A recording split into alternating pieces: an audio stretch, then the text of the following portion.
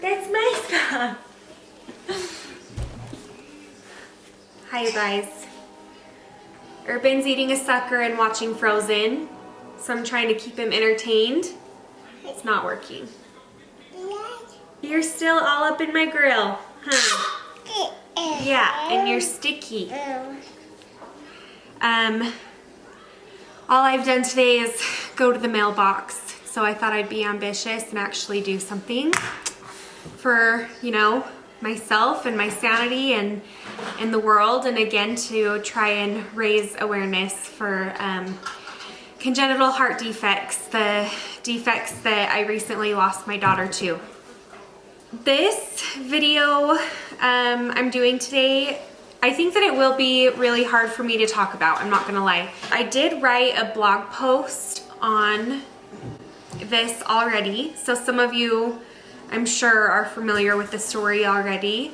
But again, just wanted to put it on a video just to hopefully reach more people and reach a different audience that would maybe watch a video over reading blogs.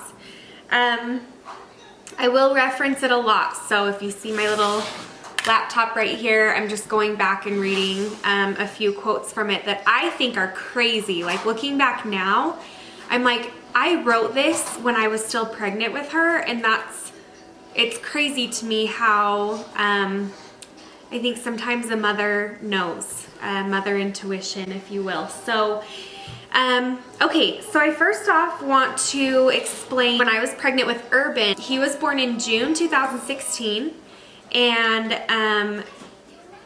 at his 20-week appointment, the 20-week appointment, by the way, is where they do like a crazy good ultrasound where they take pictures of your baby's anatomy, and they can tell a lot by this 20-week ultrasound. Now with Urban's 20-week ultrasound, we went to the place to do it, and I left in tears because about 20 minutes into the ultrasound, the technician went like stone cold, and it was awful. Her demeanor completely changed because she noticed something wrong with Urban's heart. I knew it, and she kept saying, oh, I just can't get this picture very good of his heart. And I won't go into details because this is about Everly, not Urban, but we ended up finding out that Urban did have a heart defect. It's called echogenic intracardiac focus. And for people who know hearts and know anatomy, they're like, oh, that's no big deal. Babies grow out of that before they're born. And we are so blessed that that happened. Basically what that is like a tiny little calcium buildup. So as your baby's heart gets bigger and bigger, that tiny little calcium stays the same size and therefore isn't a big deal. So it fixes itself essentially. So point of the story is the 20-week ultrasound for Urban was totally traumatic for me because the technician couldn't tell me anything, and we got the ultrasound done right before a holiday, so everybody was like out of the office. Like, I couldn't get a hold of my doctor. We went out of the country on a cruise to Mexico, so every chance I was getting, I was like trying to find Wi-Fi in Mexico, like trying to email my doctor and be like, I know something's wrong with my baby's heart, and the stinking technician can't tell me anything and couldn't tell me anything. And so it was really hard. It was really hard to enjoy my vacation, and I tried really hard too, and you know, it was fun, but the entire time I was worried about my baby's heart. So we found out about Urban's heart, and I swear on my entire life, and it was fine. Like I said, he outgrew it. But I swear on my entire life that like really affected me. I don't know if that was like somehow prepping me for Everly's 20-week ultrasound, but I do feel like it did a little bit, and I'll explain why. So fast forward a year after Urban was born, I'm pregnant again, and I am almost 20 weeks pregnant, and I decide to go to Utah for my appointment. Let me back up. Sorry, I'm so jumbled, you guys. My husband does summer sales for a living. He knocks on doors and sells pest control. So when somebody knocks on your door and is like, hey, I'm the bug guy, I'm here to spray your house, please be nice to them, because my husband is very sweet and very awesome, and it supports our family that way. I can't really even preach. I don't like door-to-door salesmen. I get it. So be nice to them, but like, I get it. No judgment from me. So anyways, he's always like, honey, be nice to them. That's like what I do. And I'm like, I'm really nice. I'm just like, I just don't want anybody at my door coming in. I don't know. Anyways. Okay. So last summer, 2017, we were traveling for the summer because my husband was knocking doors. I came home to Utah to have my 20-week ultrasound and checkup. I was staying in St. George because that's where I'm from, and me and Urban just drove up to Salt Lake for the day for my appointment, and he got to visit with his grandma and grandpa here in Salt Lake. The night before her 20-week ultrasound, I was so nervous and I was so sick the whole time, and I couldn't really figure out why, but like I knew something was wrong. We drove up here, and a few times I had to pull over my car and get sick. I would throw up because I had so much anxiety and I was so nervous for this appointment. Here comes Urban. What? Oh, he's pulling me. Okay. Okay, he just wanted another sucker, so that was easy. Okay, so I threw up a few times. Awesome visual, I know. I texted my sister, who was also pregnant, like due 4 days ahead of me. And some of you know her and her baby boy Porter that I talk about so much. She was texting me saying, it's okay, like just say a prayer, like, you know, everything will be fine. And I just knew it wasn't. Like, it's so weird. So I go to this appointment. I'm alone, and Drew is knocking doors. So he decides to like go back to his truck and just like FaceTime me. So I'm in this appointment, and I'm literally telling this technician, it's a new one by the way, a whole different place. I tell her, I'm like, just so you're aware, I'm really nervous and I'm really sick because I had an awful experience with my first pregnancy at the 20-week ultrasound. And so I was like telling her all of that as she's kind of doing her thing and measuring everything. And I'm FaceTiming Drew. I'm literally like holding the phone like this, and he's like, he can see Everly on the screen and stuff like that. I wanted to read a little segment out of my blog post word for word because I think it's crazy. And so bear with me. Okay. It says, tonight, June 25th, 2017, as I was praying and thanking my Heavenly Father for all my blessings, I realized that I was 100% happy. But along with being 100% happy, I also feel fear of losing this life that I love so much. A sickness or death in the family, my husband leaving me, my unborn baby's heart could stop beating. So many terrifying things that people go through every single day. In this moment, I realize that I will take all the stresses that I have had in my life. I will take a flooded master bathroom in my brand new home. It was a nightmare. I will deal with contractors and insurance companies. I will take my busy toddler that runs 1 billion miles per hour and try to keep him busy, as I'm now 20 weeks pregnant and chasing after him makes for quite an exhausting day. I will try my hardest to make sure he knows he is loved. I will move across the country to unknown territory to support my amazing husband, even though that comes with challenges of its own. I will take financial burdens, acne on my face, and second trimester headaches all day long if it means I get to live this life that I live. I am truly blessed. Now that I took a screenshot of because I wrote that in the notes of my phone. That I wrote on June 25th was 5 days before my 20-week ultrasound with Everly. Like, what? Like, I literally wrote down, like, I'll do anything, like, to keep this life as perfect as it is right now. I'll do anything to keep it that way. Looking back at that, like, that's crazy to me. I'm not even gonna lie. That's, like, super weird. So, point of the story is at this appointment, the technician puts the little wand down and she's wiping off my belly, like the gel and stuff she's wiping off. And she looks at me, and again, I'm still facing the phone towards her and the screen so that Drew can be present during the appointment.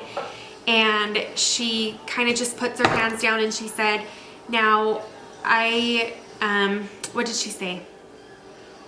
She said, now I have to tell you that I do see a problem.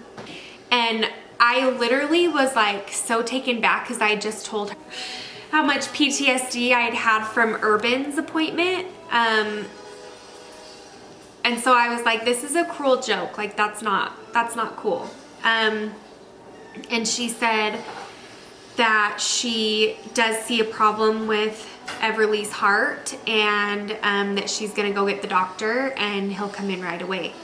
So she left, and I was still holding my phone facing away from me, and Drew, I just remember him saying, "You okay, honey?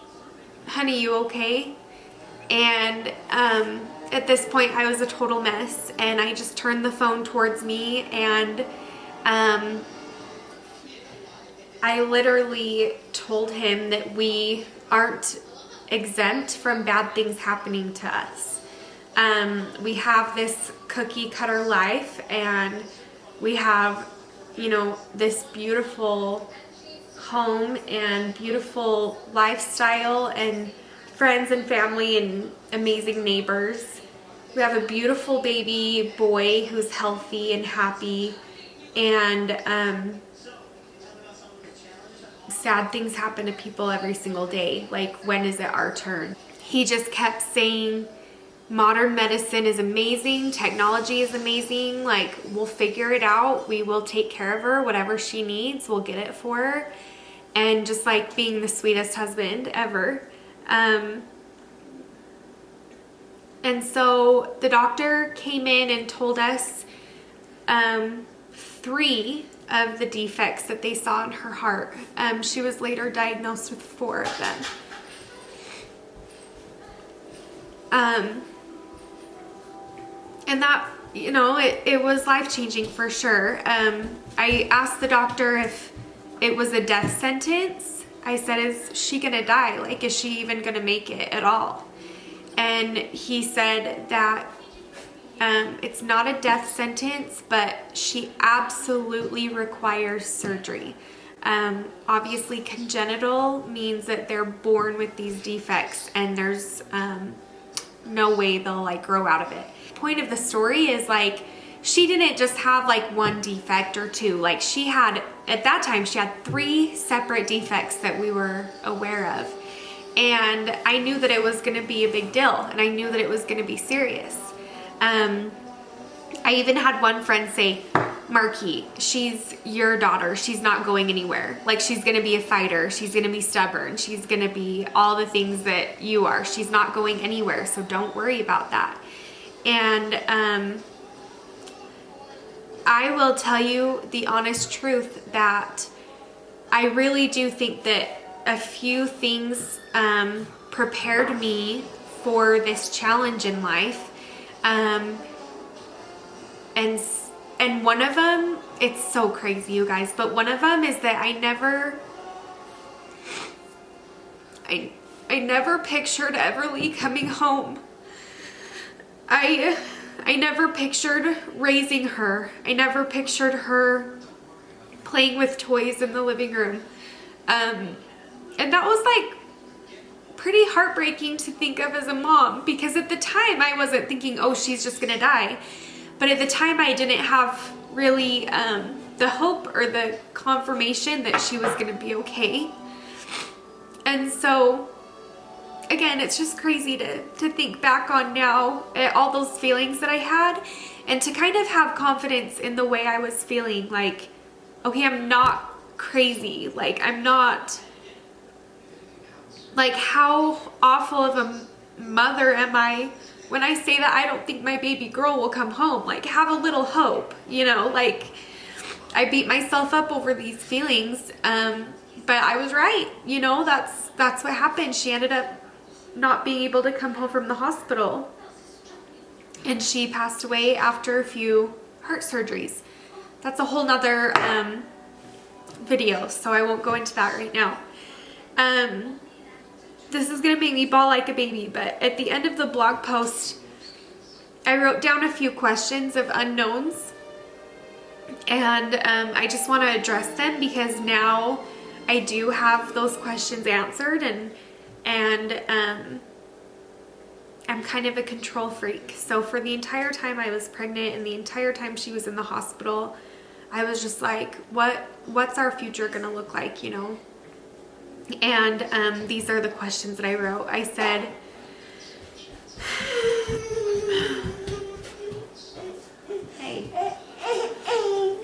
I said, will I get to hold her before they take her away and hook her up to machines? Will she be in pain? I'm pretty sure that a lot of her life she was really uncomfortable, even with, you know, pain management. It is what it is. She was poked and cut open and things like that. Will I get to have her in this life? Will she be able to get baptized, drive a car, go to prom, date and marry one of her big brother's friends? If yes, if she'll get to do all these things, when will she need her heart transplant? And then I wrote, what poor family has to suffer the loss of a loved one so that my baby can live a full and happy life? Will we be spending Christmas in the hospital this year? And we didn't. She passed away December 9th. I left a few things out of that, but that's basically the gist of it. Uh-oh. If you're watching this and you just got bad news at your 20-week ultrasound, I just want you to know that Everly's journey and our journey is so different from your journey. A lot of you will know that I talk about Milo. I would even tell them this, that when we first got to know them and they were telling us about Milo's heart, I remember thinking, oh, Milo's on the transplant list. Like, poor thing, like his heart has got to be so bad for him to be on the transplant list. And Everly can at least have a few surgeries before she's on the transplant list, that she can get her heart later in life. Milo needs his heart now. But I will tell you that those babies that I was like so sad about and so worried about, those babies are thriving. You just never know. Everly was doing so good. She got moved to a different floor. Unfortunately, her heart just stopped and she passed away. They couldn't revive her. And so I don't want you to watch this video and be like, oh, like what a downer. I don't want to follow Everly's journey. I don't want to hear that. Like that gives me no hope. You should know that Everly was here for the exact amount of time that she was supposed to be here. And not a second longer and not a second less. And I truly believe that. So, just have hope and keep praying. You don't know what your baby's journey is. Again, just wanted to thank you all for the love and support. And all I have to say is let's just keep talking about these babies and keep talking about congenital heart defects. And so one day we can have a cure. And I do believe that we can have cures in this lifetime for these defects. So thank you all so much. I appreciate you taking the time out of your day to watch this video. I know it's a longer one. Do you want to say bye-bye? Can you say bye-bye? Do you see yourself right there? Can you wave bye-bye? Bye-bye. No? Mwah. Ugh, you guys. You're distracting, like I can't even do it. You guys. This kid. Don't wipe your sucker face on me and booger face.